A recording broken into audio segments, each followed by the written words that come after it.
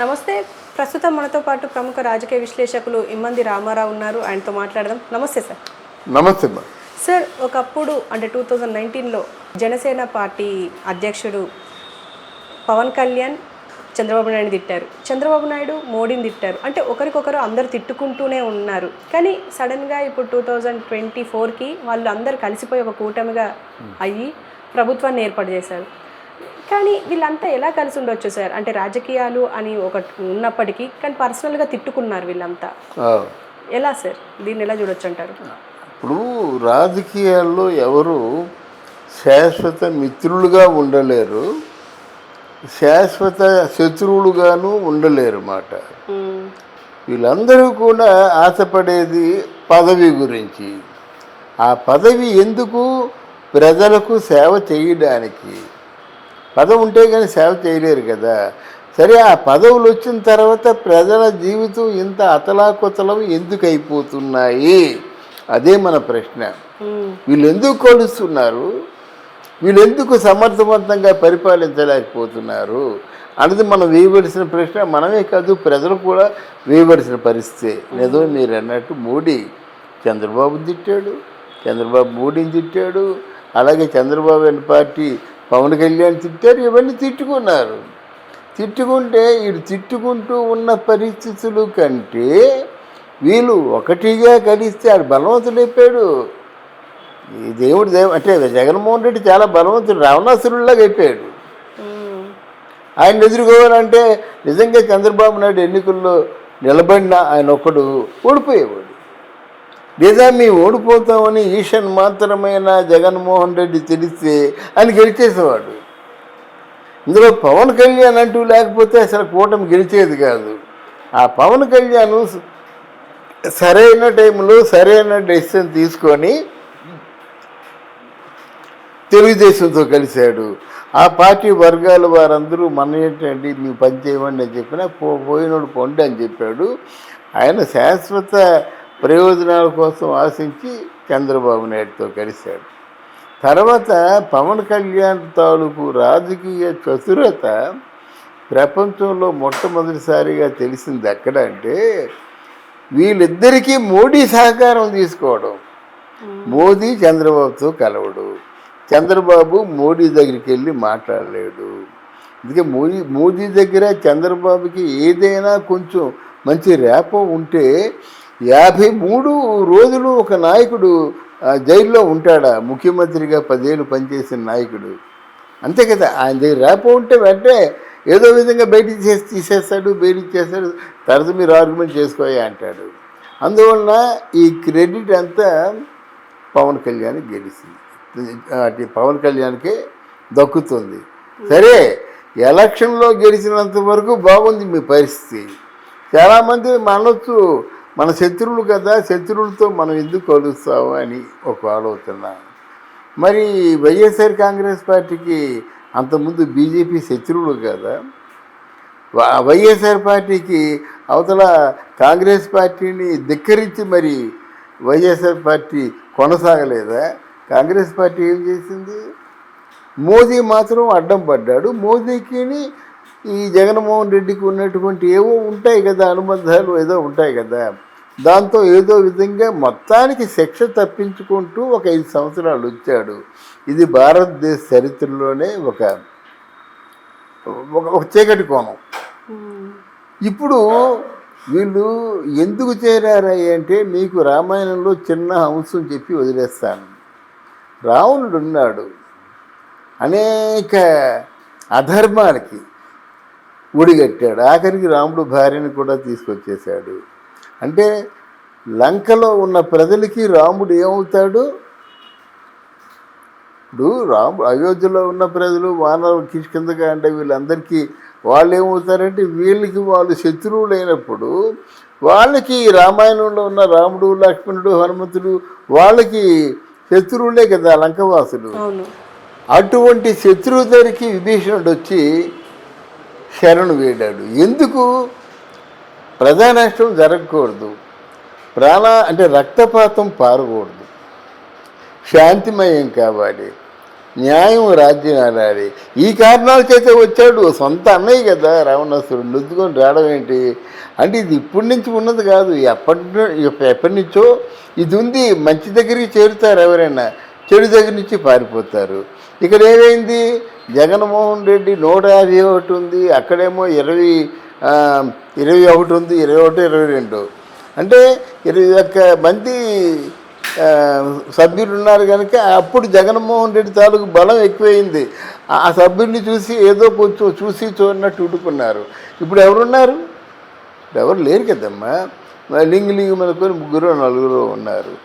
దీనివల్ల ఆయనకి వాళ్ళ తాలూకు ఆపన్నహస్తం ఎలాగా ఉండదు ఒకటి. రెండోది ఏంటంటే వాళ్ళు వీళ్ళకి అభయం ఇవ్వడం వల్ల వాళ్ళ అస్తిత్వానికే ప్రశ్నార్థకంగా మారింది. మర్డర్ చేసినట్టయితే మర్డర్ చేసి బీజేపీలో జాయిన్ అయిపోతే అది ఆ కేసు తొలగిపోతుందా? మర్డర్ చేసి బీజేపీ కాలు పట్టుకున్నట్టయితే ఆ మనీ లాండరింగ్ స్కాము తొలగిపోతుందా? అందువల్ల వాళ్ళు ఈరోజు ఏంటంటే ఒక హాస్యాస్పదంగా మారిపోయింది. 100 మందిని చంపుతానాయా, బీజేపీ పార్టీలో చేరిపోతాను, నన్ను ఏమైనా చేయగలవా అంటున్నారు. హాస్యాస్పదంగా మారిపోయింది. సరే వీళ్ళ కలయిక ఏంటంటే ఆంధ్రదేశం పూర్తిగా పతనం అయిపోయింది. ఎప్పట్లో కానీ ఆంధ్రదేశాన్ని మనం రక్షించుకోకపోయినట్టయితే ఆంధ్రదేశంలో అంగుళ స్థలం కూడా మిగలదు. హిరణ్యాక్షుడు భూమినంతా చాపగా చుట్టి తీసుకెళ్ళిపోయినట్టుగా జగన్మోహన్ రెడ్డి మొత్తం ఆంధ్రప్రదేశ్లో భూములన్నీ కూడా చుట్టి చెంగలో పెట్టుకొని ఏ దేశానికో పారిపోతాడు, అవసరమైతే ఆంధ్రప్రదేశ్ని అమ్మేస్తాడు అనే మాటలు వచ్చాయి ఇప్పుడు. అలాంటి పరిస్థితుల్లో వీళ్ళు కలిశారు. ఇది విపత్కర పరిస్థితుల్లో కలిశారన్నమాట. ఒక తుఫాను, వరద ఎన్ని వస్తే అలాంటిదే మనకు వచ్చింది. మనకి ఆంధ్రదేశంలో రూపాయి లేదు. దగ్గర 9,70,000 కోట్ల రూపాయలు అప్పులు చేసేసారు వాళ్ళు. ఇది ఎప్పుడు తీరుతుంది?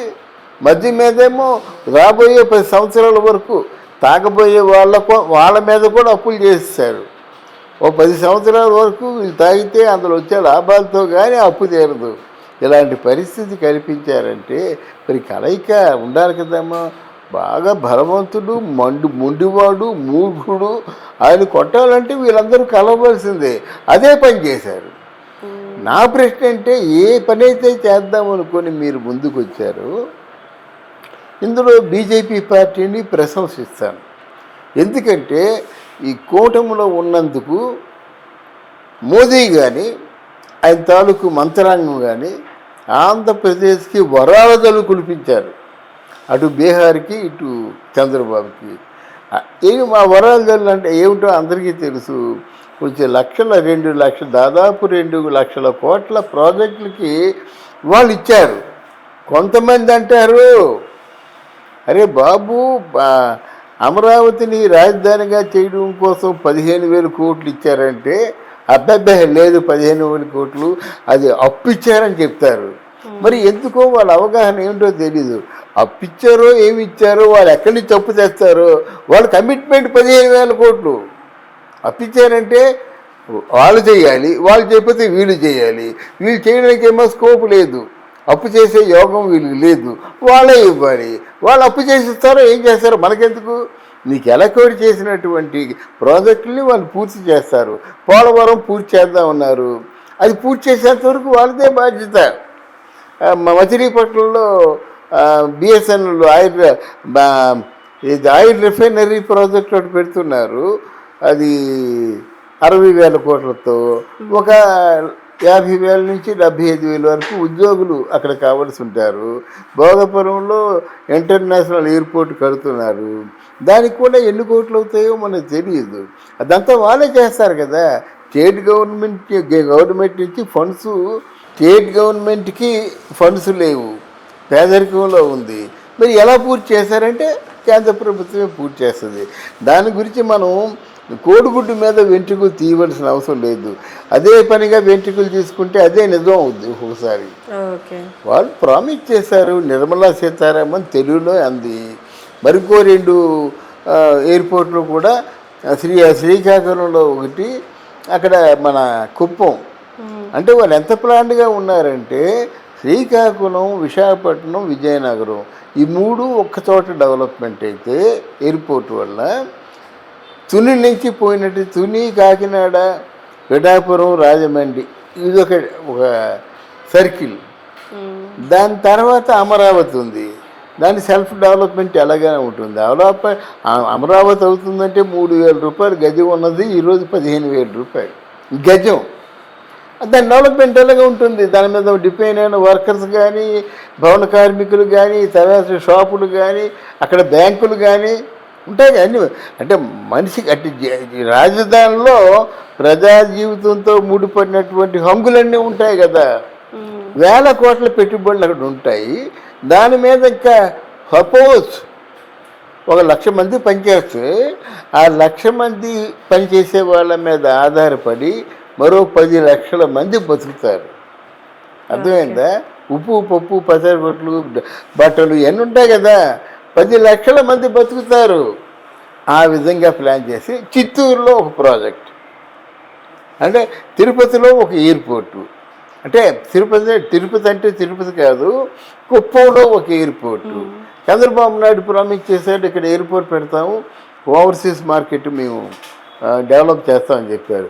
అంటే మనకి బీజేపీ వల్ల రావాల్సినవన్నీ వచ్చినప్పుడు కూడా వీళ్ళు పనిని వేగవంతం చేయాలి.